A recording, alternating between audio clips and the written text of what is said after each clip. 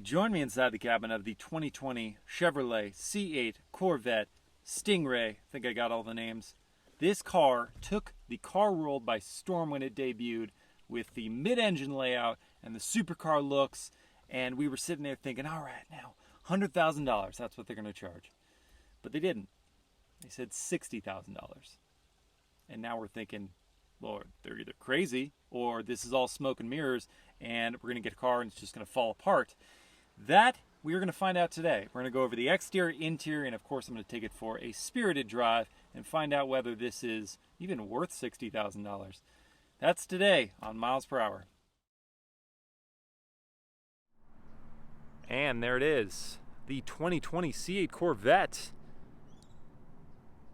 A lot of hype about this car. Understandably so.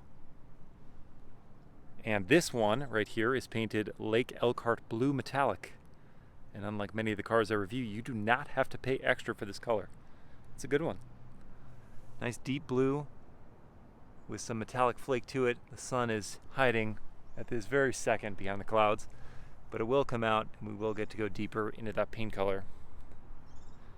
But the name Lake Elkhart Blue comes from a lake near Road America,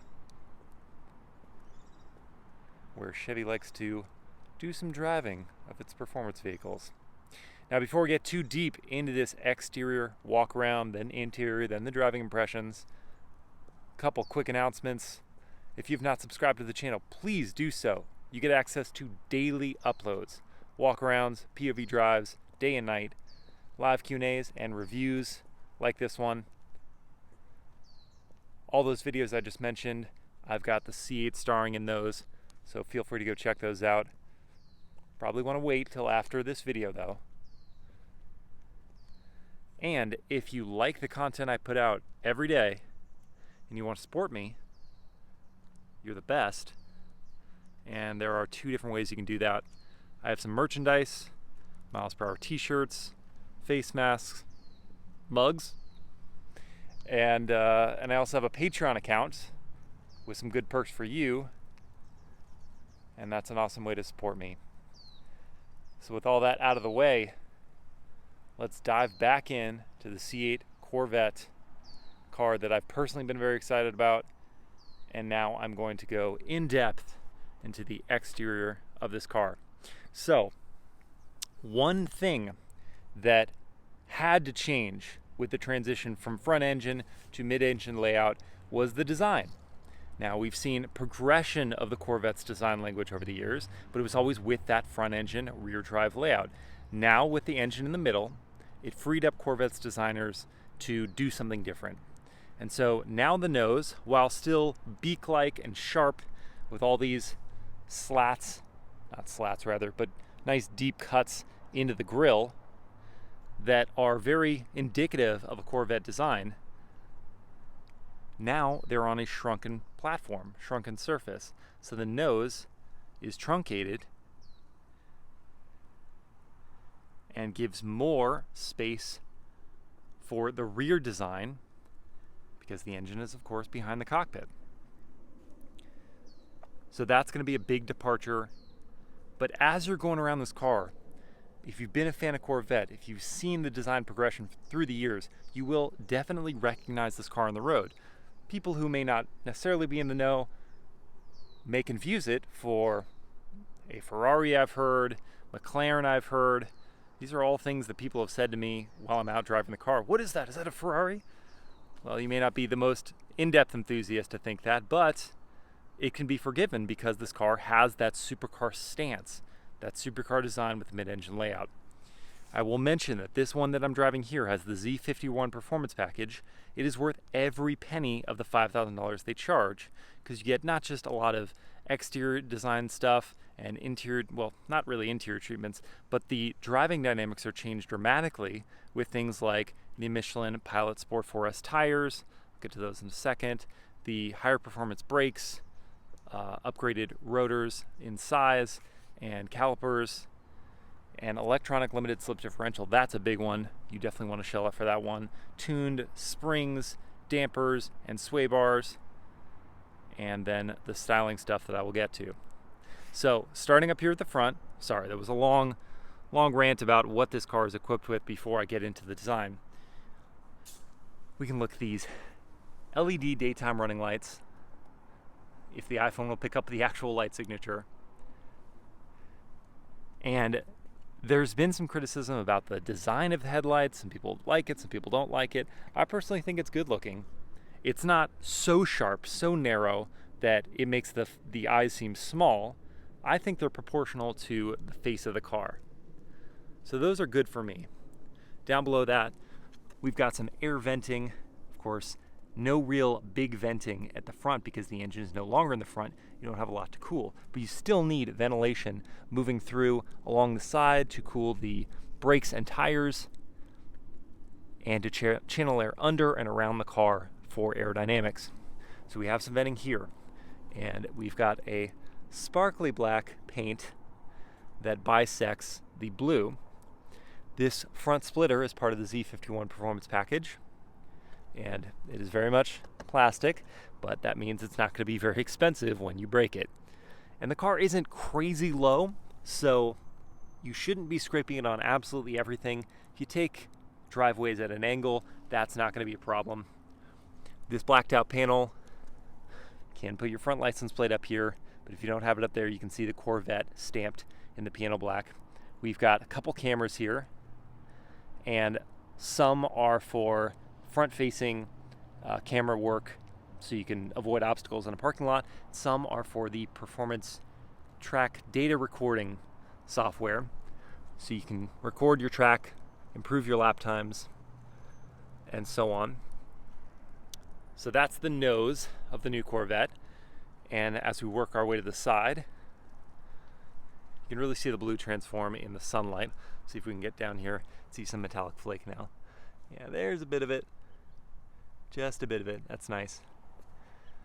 The wheels are 19-inch front, 20-inch rear, and wrapped in Michelin Pilot Sport 4S tires with the Z51 package, 245 section front, 305 section rear. The wheel designs themselves, I don't love. I think they're too busy.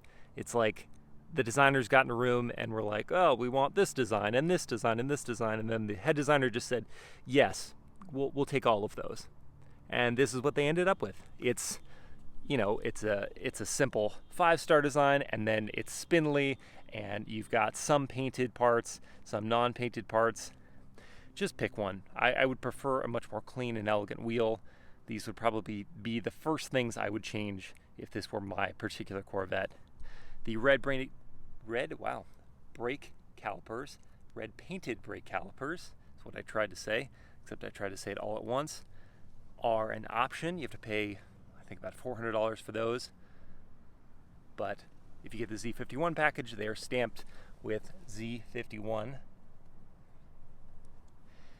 And I mentioned the rotor size. The brakes themselves are 4-piston, both front and rear, monoblocks. I can tell you around town and in canyons, they do very well. Coming to the side, we see these door mirrors that jut out from the body, and their body color matching. They don't look cheap. Coming towards the back, now we're going to need the real injection of air. So this big inlet on the side, much like a Lamborghini, if you will, is channeling the air up into the engine, which is yonder. And I love that they put this glass panel so you can look in and see that V8. It's very much a supercar move to be able to look in and see your engine. That's excellent. I like the design bordering the engine cover. This camera back here, this is a fun one. That is also for your performance data recording. Whereas this one right here is for your backup camera functions. Your fuel door is right over here. Itty bitty fuel door, but it is capless filling, which I love. And I actually like that the fuel door is so small, it doesn't draw the eye. You're looking instead at the air intake on the side, the inlet on the side. You're looking at this lower sill piece that juts out nicely, but you're not looking at the fuel door. Now I'm starting this one with the target top on. I will take it off at some point and show you what the car looks like without it. But let's step back to the profile for a sec. I mean, I showed the front angle, but I'll spend a second looking at it once more. I think this is the best look of the car. High and low. It's the most exotic looking angle. I'm a fan.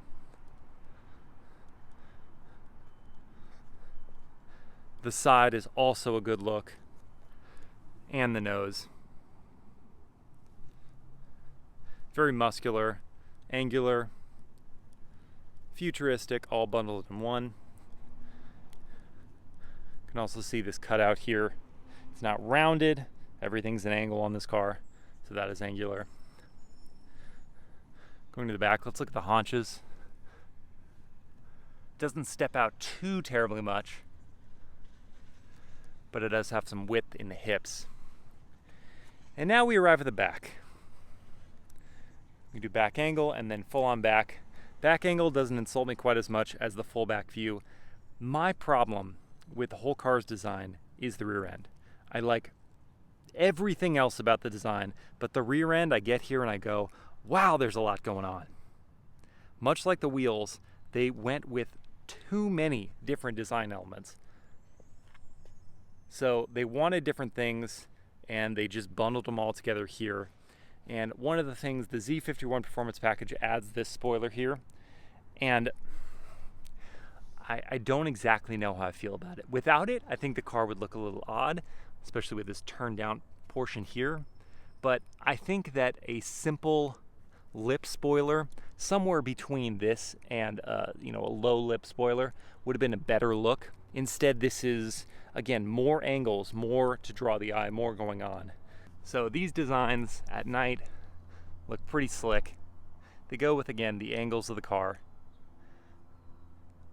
But there's one too many things going on the back of this car. This is another one of them. You know, if they could just do a straight line there or something. Down here we've got some ventilation pulling hot air out of the car.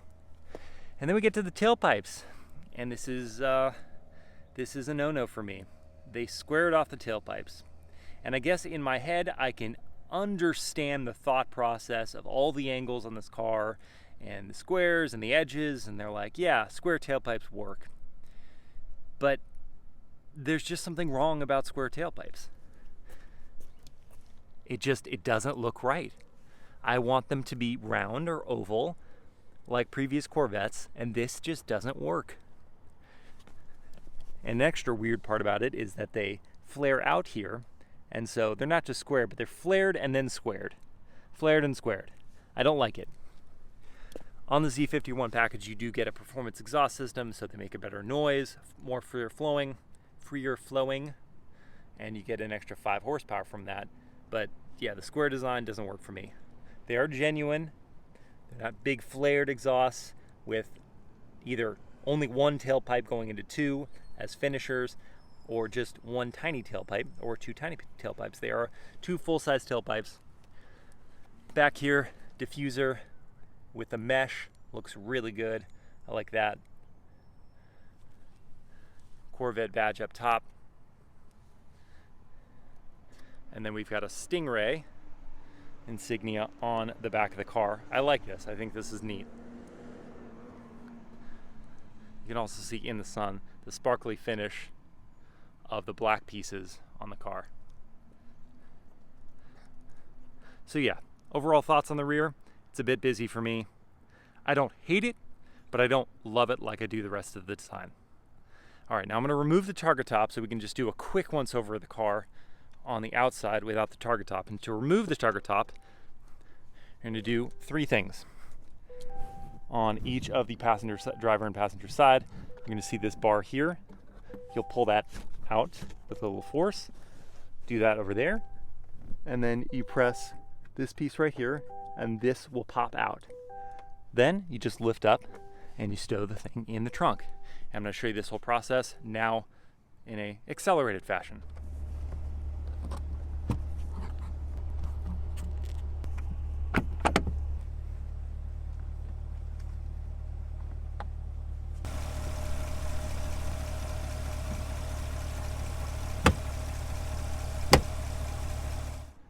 And there we go. Targa top removed, stored in the trunk. We can see what kind of an opening it creates. Not huge, definitely brings in more light. And when you're driving, feel the wind in your hair, much more than a window will create. But it's sort of like a very wide sunroof opening. It does change how the vehicle looks, however.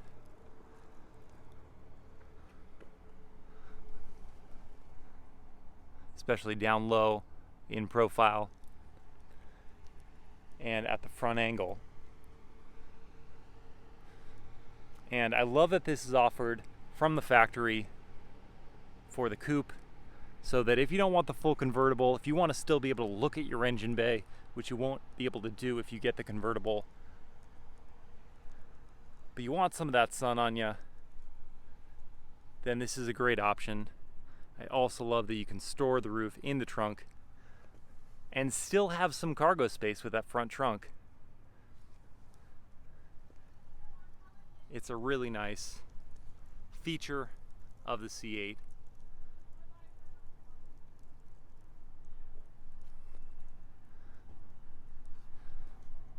And even further exotifies its look. Alright, so that is the exterior design of the C8 Corvette. My thoughts, they did a really excellent job, and they got to the rear and couldn't agree on how to take the design, so it's a touch busy. I would also change those wheels. And now it is time to check out the interior.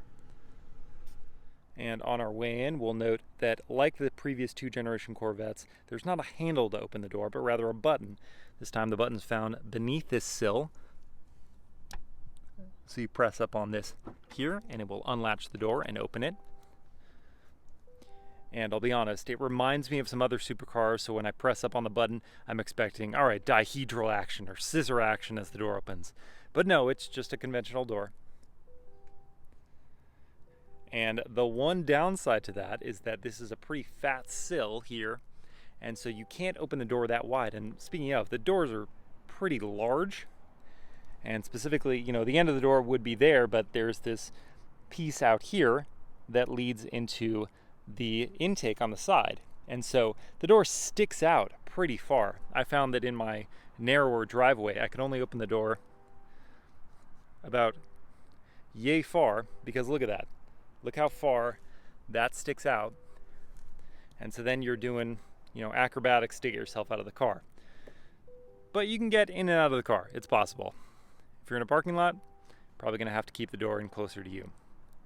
But now we can focus on this cabin. And this model here has the 2LT group of equipment. And so that means you get heated and ventilated front seats. You get a head-up display. You get wireless smartphone charging. You slide your phone into that spot right there. You get blind spot monitoring with your cross traffic alerts. And you get some other goodies that I will try to get to, and if I forget, I'll make sure I list them for you. But as options on this car, in addition to the 2LT, we have the GT2 bucket seats, which are gorgeous seats. I love how they look. I like the carbon fiber glossed over in the back here. I like the embossed Corvette logo right there, the stitching on them. And they don't just look good, they're very comfortable. Is that dinging annoying you? Because it's annoying me. You also have torch red seat belts on this model. That's an extra $400. Is it worth it? I don't know. Colored seat belts are cool. I will say that. So it might be worth it to you. Oh, also part of the 2LT package is this Bose Performance Series sound system. 14 speakers, very, very good audio, and that's coming from a non-audio file, so I won't be able to tell you the more specific critiques of the sound system. Just know the volume's good, and the pitch is right, good bass, all that. So it's a good sound system, and 14 speakers in this little cabin is quite a bit of power. The doors themselves, all covered in nice leather with this white contrast stitching. Good, solid feeling components in this car. They really didn't cheap out. And even though as tested this car is $78,000 as opposed to the starting price of just under $60,000, this is, I mean, it's just so nicely touched up in this cabin.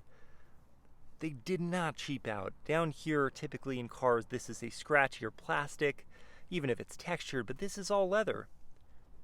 Really nice feel, very nice feel. And this metal trim doesn't feel cheap either. Auto up-down windows, power folding mirrors, memory seats.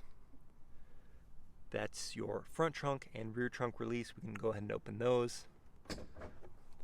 That's the front trunk. And I believe there was actually just a recall for this. Something about the mechanism in the front trunk isn't really working right. I myself have had struggles closing it without feeling like I was breaking something. But a nice deep cavity here. You could easily fit a small suitcase or a couple duffel bags. So that's a good opening. And then we also have, here's the part where I hope I don't break it. There we go. Second time's a charm. A rear opening.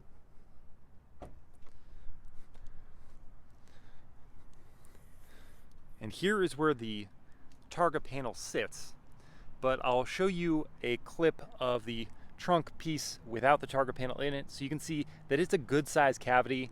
You could fit easily a set of golf clubs in there. Chevy says you can fit 2.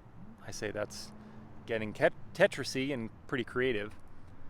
But with this and the front trunk together, you have 13 cubic feet of space. That's significant. That's basically the size of a compact sedan's trunk. Can you imagine that's a good size area for you to fit groceries and luggage and all that stuff. You shouldn't really have to sacrifice. Unlike many other supercars, you should not have to sacrifice your cargo space. Here you can get a look at that engine from back here. Corvette stamped out on the top.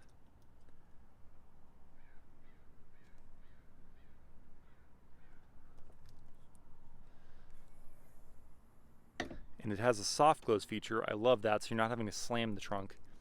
You just close it just to the point and then it will close the rest of the way.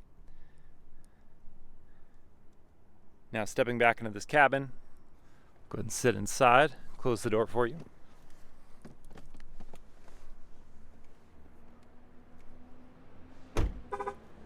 No soft close doors. That would have been a nice touch, even as an option. You can start to see the 12.3-inch driver gauge cluster with some animations on there, and then an 8-inch infotainment. Both of those are standard features on this car. Here's some startup, and then we will change the drive mode to something with a more bass sport mode. Oh yeah, that is nice. The air is going to go crazy. So all of your climate controls are along this spine on the center, and this got some flack for just being kind of weird, but I'd say after a few days with it, you get used to it and you start to know where to find what you're looking for in terms of climate control on here, and your eye doesn't go to it quite as much as it did when you first got in the car. So here's where you find your heated and cooled seat options up here, and then your automatic or non-climate settings. This 8-inch infotainment comes with Apple CarPlay and Android Auto as standard, along with a Wi-Fi hotspot. Chevy is kind of on the ball with that stuff. They always offer a Wi-Fi hotspot in their cars, and that's a great feature. Your performance data recorder setup is right here. So you press that button, and then you're brought into a menu where you can do video overlays of your apps, of your laps. Wow, apps. I've got smartphones on the brain. Then at home, you've got your camera system, many different angles here. This is a really high resolution system. It's hard to see because there's some glare here, and that does happen with this system. You do get some glare from the sun, but unlike other Chevy vehicles where, you know, the Camaro, where the display is angled at you, which is so odd, and Cadillacs, I think it angles away from you. This is just, you know, it's the right orientation here. But you do have two different angles, a narrow and a wider width for the rear.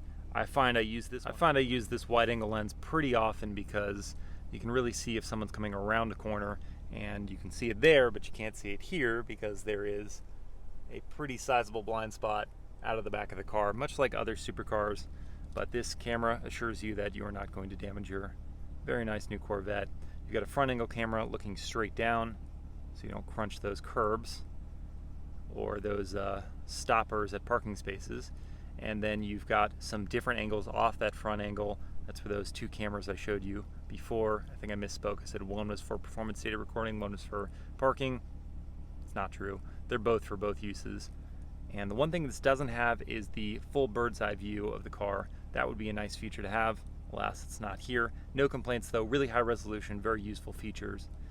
And now if you want to get into some of your driving modes, you do that by going to, I missed it, settings, and Z mode and my mode. Slightly confusing for me because they effectively do the same thing, except that Z mode has this button here in the steering wheel to activate, whereas my mode, you would have to crank the dial to get to. Z mode also changes the digital gauge cluster to that look, which mirrors the sport look quite a bit with a red background, whereas my mode is blue. Let's go to my mode here. See that? Not really any difference between that and Tour. But then when we get into the setup for the two things, there's only one difference between them. So you should be able to go in here and for each of these various settings, choose of one of three levels: Tour, Sport, or Track. For engine sound, steering, suspension, powertrain, and brake response. That's Z mode. My mode, the only other difference is that powertrain is no longer an option here. You can change everything else between those three levels. Oh, there's now a stealth. I'm discovering other things here, guys. So my mode also has a stealth for engine sound. That is the only other thing. That and the absence of powertrain settings. But the fact that there are two individual settings is somewhat confusing in this car. Maybe just leave it at one. That's Z mode, that's activated via the steering wheel. But that is the setup here for the infotainment. Pretty quick to respond, good graphics. You do have navigation as standard in this car, although with Apple CarPlay and Android Auto, do you really need it? You're not going to be going off-road or out of an area where you should have map connectivity. Rant over about that. Moving over to here. One other thing. You do have a volume knob and a home button. Those are the only two physical things on the infotainment. The rest can be controlled via the steering wheel controls or touch. Back to the digital instrument cluster. So we've got a few different things going on here as you go through the different drive modes. So I showed you my mode. This is Tour. This is Sport. You can see there is some delay to this gauge cluster here. The resolution is excellent. I like the graphics, but there is some delay. So you can see off to the right here, this is a setting that can be changed. You've got a 0 to 60 timer, trip computer,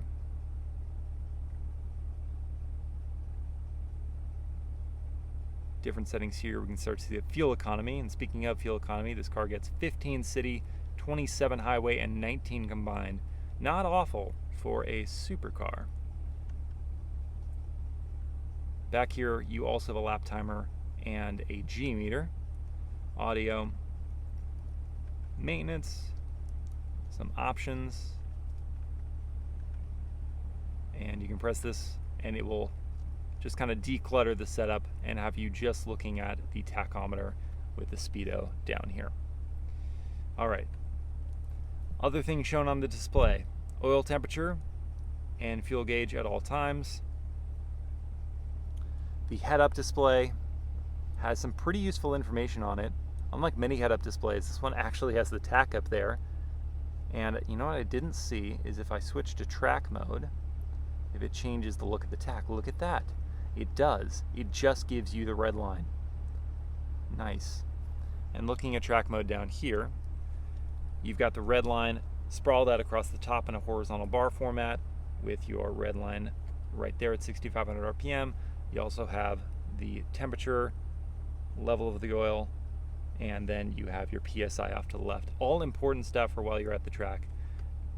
And just to show you the slight delay in moving through those modes. But I like the graphics. As you go between them, the visualizations are really cool. So I am genuinely a fan of this digital instrument cluster. We've got some few controllers over here. the sound of the turn signal. And, you know, while we're at it, I'm just going to show you how the turn signal looks. So to open the door, press this button here. You can hear the door release.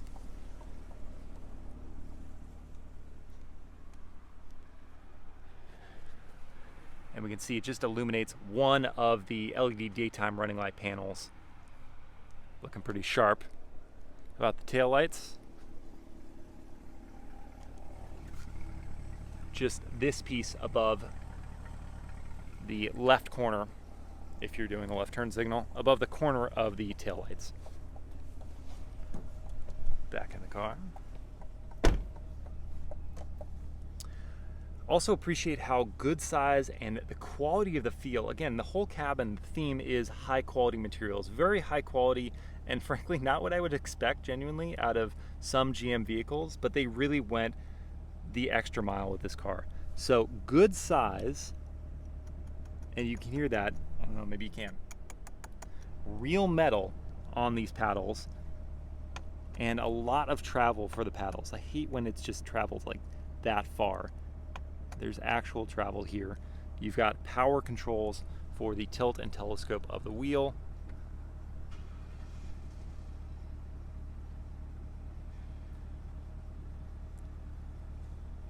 So that's pretty neat. How about the wheel design? I've gone back and forth on this one a couple times because I can't tell, oh, sorry, I didn't mean to make it louder. Can't tell if I like it or don't like it. I don't mind the squared off look. I realize that's very race car inspired, but the V here, the upside down V, is peculiar to me. I don't know if I agree with the design language there. Much like the rear end, I think maybe they wanted to do too many things and embraced all of them, and that was not one of the ones that I think worked out. The size of the wheel, the feel of the wheel, the thickness is all good stuff. This V, not my favorite. Steering wheel controls, I already mentioned these a little bit, so this is how you control that right there. There isn't, unlike some Mercedes-Benz vehicles, one side that controls that, one side that controls this. No, these all just control that right there. Z mode, when you press it, does illuminate. Neat. No adaptive cruise control or lane keeping assist. Your head-up display, you can just control the height, the position of it from right here. Your parking brake is down there, down yonder. Let me zoom in on that. It's just a button that you press once, will initiate. Press the same button and it will release it. In the center stack here, these are a bit peculiar. Though high quality, like many of the other things in this car, they all are pull up or press, and it takes a bit of getting used to, but when you learn it, you get used to it. It's interesting how they work. So pulling that up gives you reverse, pressing that gives you neutral, pulling this up gives you drive, pressing that gives you manual. So that's all neat, and then park is right there. Your traction control button is over here, and it does a few different things. You just press it once, turns off traction control, press and hold it, and it will turn off traction and stability control. There you go. You have to hold it for quite a while. And then when you are in track mode, you can also press that twice and it will bring you to the launch control settings. Front view camera, it's a press of a button, which is pretty nice. You can do that on the fly. Your drive modes are beneath this leather stitched cover. Again, the details are really excellent. You've got the Corvette logo embossed on the top of this drive mode selector, and it's very intuitive. Crank left to go down, crank right to go up between your modes. And then beneath this leather panel, and again, the leather extends all throughout here, stitching down here on the console piece, which there are auxiliary USB and USB-C plugs and an SD card. You can't have my wallet, it's mine. In here are your cup holders, and I gotta say they look kind of small, which makes me wonder if I could fit a large water bottle. And thus it's time to start the large water bottle test. Do they fit in the cup holders, your large water bottles? No, that's gonna be a definite no. How about in the door pockets? That looks very narrow. I mean, I guess it could sit here, but then you open the door and that's going to roll right out. Center console, we already saw that, but I'm thinking it's too small. Definitely too small. And we're left with the glove box then as our last resort. I'm not optimistic about it. No. So it's an outright fail for the C8 Corvette in terms of my large water bottle fitting here. If you've got an Nalgene size bottle, good luck. It's just gonna have to sit on your passenger seat or make your passenger hold it if you have one.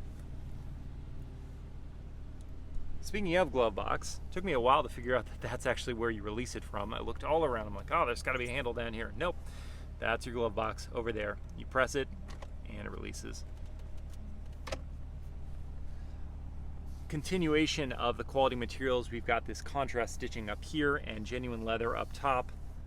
Looks and feels superb. The 2LT package also comes with a digital rear view camera. So even though this is a blind spot, you can see right through it. That's nifty. And then we have these sun visors that do slide, although the angle is kind of interesting. So this is my head. This is almost, if I'm going to slide it, almost comes right into my head. But alas, they work. And then we get to the passenger compartment. So I think we just need to go sit in the passenger seat so you can really see for yourself whether it is indeed a coffin like the internet says it is. Here's what we're looking at. Clearly, not a lot to entice you, to keep you engaged as a passenger, but that's very similar to other supercars. It's all about the driver. But getting into this cabin, what do we got? First off, you do have a place to put your arm. The driver's arm may be sharing space with you, but they can also rest theirs up here a bit. But you can put your arm here, so you do have a place to put your arm, and then when the door is closed, got another spot here. Leg space, not a problem. You at least have this brushed metal finish here that looks and feels high quality to look at. You've got the metal trim piece in here, this piece, so it's not drab in here completely. You do have stuff to look at. This piece here, yes, it does jut out and it does kind of impede on your personal space here as a passenger, but this isn't as, and I mean, maybe it's the Targa bringing in some light and air and making me feel less claustrophobic, but this isn't as bad as I think the internet makes it out to be. It's not great, but I would not feel like I'm being tortured sitting here as a passenger.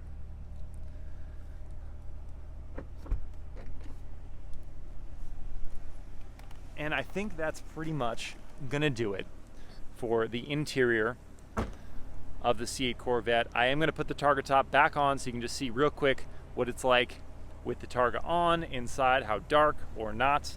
Let's do that right now. And there we go, Targa top back on. Looking inside the cabin.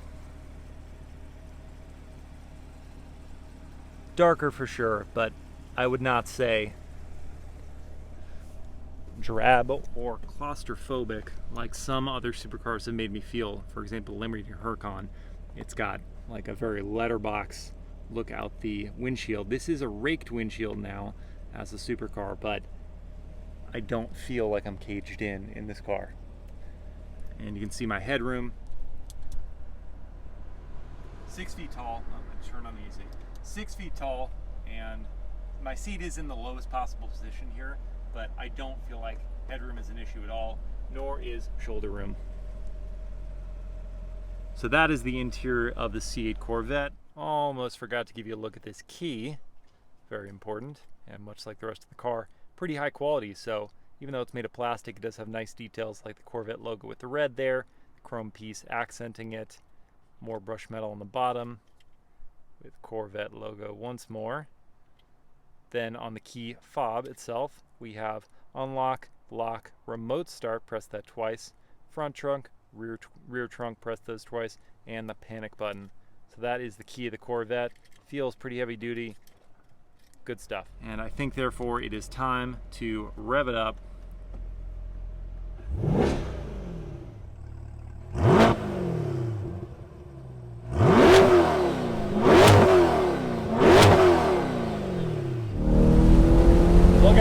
I've been looking forward to this for a very, very long time. Not just since the car debuted, and at that point I was like, all right, GM has turned a corner, they're trying new stuff, they're not completely shunking decades of Corvette history, but they're trying new things. But it wasn't just at that point, it's been kind of my whole life. My dad owned Corvettes. He was not an enthusiast, but that was his one car, the car that he had when he was a younger man, the car he really wanted, and he got two of them. He had a C5 and a C6. He started to have some health problems getting on in years, so he didn't get the C7. But I knew growing up that the Corvette meant something. So when I saw this new C8 generation, and I was in a position where like, hey, one day I might actually drive that, I got pretty excited. But to change the formula so much from what it once was to, you know, from always being a front engine, rear drive, manual equipped car to now being a mid-engine, automatic only car, still rear wheel drive, and that's still fun. We'll get into that in a second. But that's really a departure for GM. And you know what? I think they pulled it off. Really. I mean, for this car to start under $60,000, that's mind-numbing. But if the car was garbage, it would be like, yeah, it's 60 grand, but it's 60 grand worth of terribleness with four wheels. This is not that. This car is really well put together. And first and foremost, as a car you are going to drive every day, it's really, really comfortable. Absolutely get the car that I'm equipped, magnetic ride option. The suspension is so dialed in that when you want it to perform, dial it into track mode, and it really tightens up and works with the stiffness of the chassis. And I hope there's not crazy amounts of wind buffeting in this audio, but if you don't want it to behave like that, if you're just kind of cruising around, the magnetic dampers are such that they will just soften every blow. Seriously, this car rides like a luxury car, and I'm not just saying that. I was just in that AMG E63S wagon, and that's very much a luxury car, but it rode stiffer than this. And that's great for daily driving comfort, and really you could use this car in your commute. Cargo capacity also lends itself in that favor. 13 cubic feet of space is really very good, and as I showed in the exterior and interior walk around, it's usable space. And visibility, well, that's one knock against the C8. There's that giant blind spot right there. There's not much you can do about it. They do have available blind spot monitoring and rear cross traffic alert on this 2LT equipped model that I have here, but I mean, the fact that that's the only safety feature you can get, those two bundled together, is kind of a bummer. I want adaptive cruise control and lane keeping assist. That would really help in terms of making this car into more of a GT. But I can forgive them, because when all is said and done, it is so livable, so usable, and that's what the Corvette has always been. But now, with the engine behind me, and with the car low slung as it is, it really becomes the supercar that it always kind of was inching towards. Still, even with the ZR1 and the Z06 of the previous generation, yes, it would take on supercars, but it was doing so sort of with one arm tied behind its back. Now in this setup, it doesn't have any compromises. And so when you put the car in sport or track, well, let's take this one road. I like this road. It's a tight, fun road. Let's just see what it can do.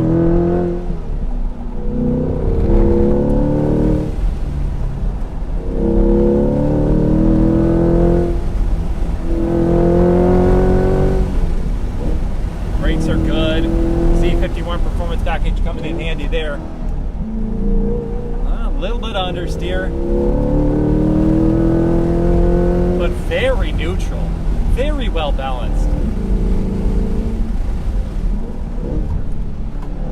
Yeah, these tires are excellent as well. So much grip from the Michelins. The steering is really well dialed too. A lot of communication for an electronic rack.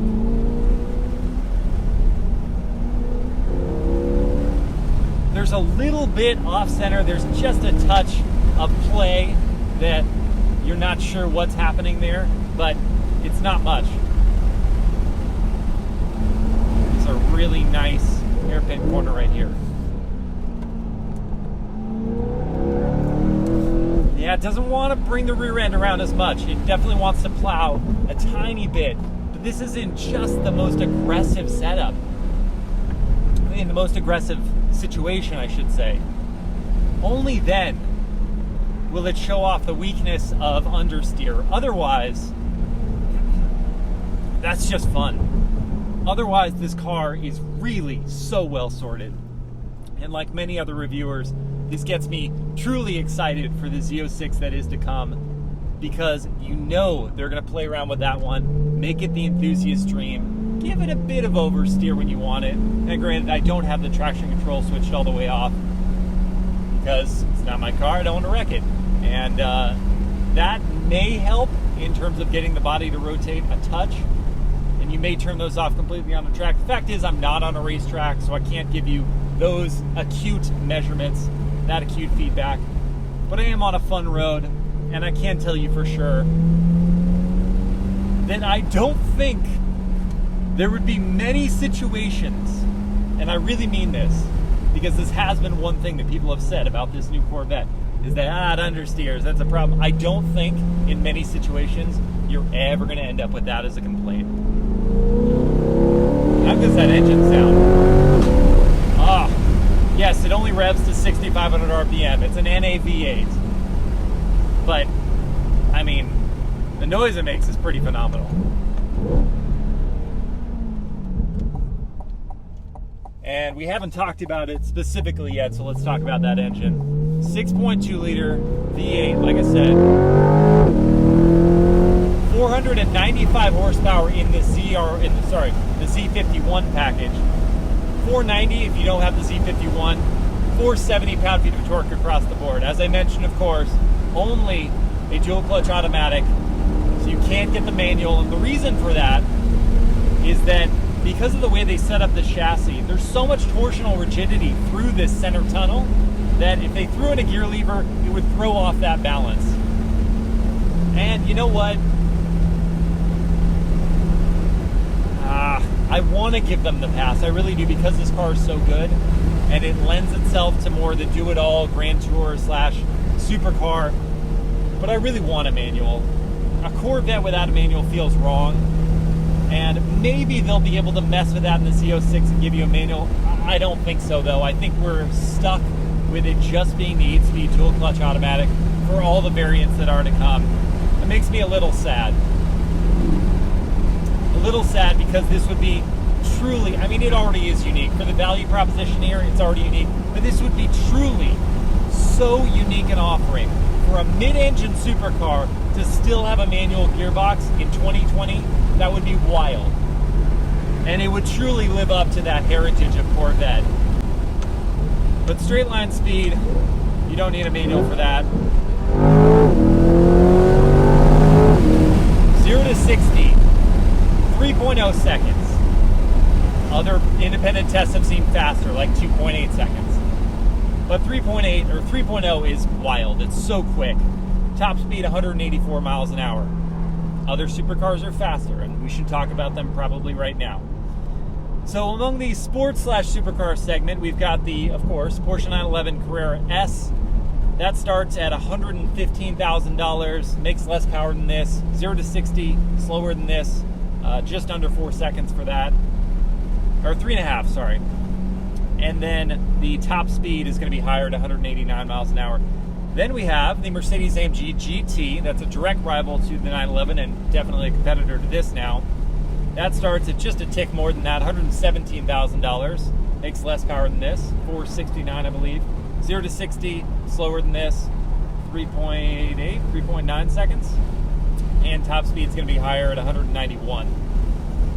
And then we have the Audi R8. That's going to be jumping up in price quite a bit, $172,000, but more power now than the Corvette C8. 562, I believe, in the non-V10 Plus model. And 0 to 60 is going to be quicker now. Not quicker than this, but 3.2 seconds. And top speed, much higher than this, 201 miles an hour. When you think about this field of competitors that we're talking about here, and you think about how the Corvette stacks up from a numbers standpoint, really, really well. Top speed, that's really the only thing that it doesn't have on those rivals. And I mean, how it makes you feel, the V10 sound from that R8 is hard to beat. But apart from that, the Corvette sounds really good within that field.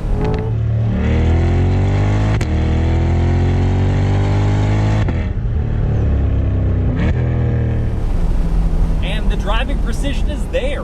GM hasn't lost any of that to the rivals now. And so you have to think, at $60,000 to start, this is such a wild bargain. A truly mind-bending offering that they have here.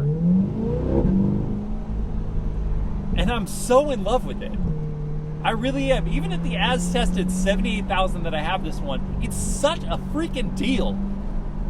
I'm like jazzing myself up about this because the more I think about it, the more I'm blown away by what Chevy is doing with this car. Yes, you can have critiques to the exterior design. I don't personally like the rear end. And yeah, little niggles here in the interior. The steering wheel design is a little strange. I don't mind the squared off, but the V looks kind of strange to me. This is a mid-engine supercar that starts at under $60,000. What have they done? And it's not garbage. It's really good. My voice is breaking. No, it's not garbage. It's really good. And I'm so excited this car is here. I'm so excited I can drive it. I'm excited that it comes in Targa. You know, you're gonna want the windows down because the wind buffeting is not great. But my goodness. This is perhaps, as a complete value proposition, this is my favorite car on sale. You cannot spend this money and get anywhere close to all the things that the C8 is offering. Seriously, I said it. I'm blown away. And there's a red light, so you know I'm gonna have to do launch control.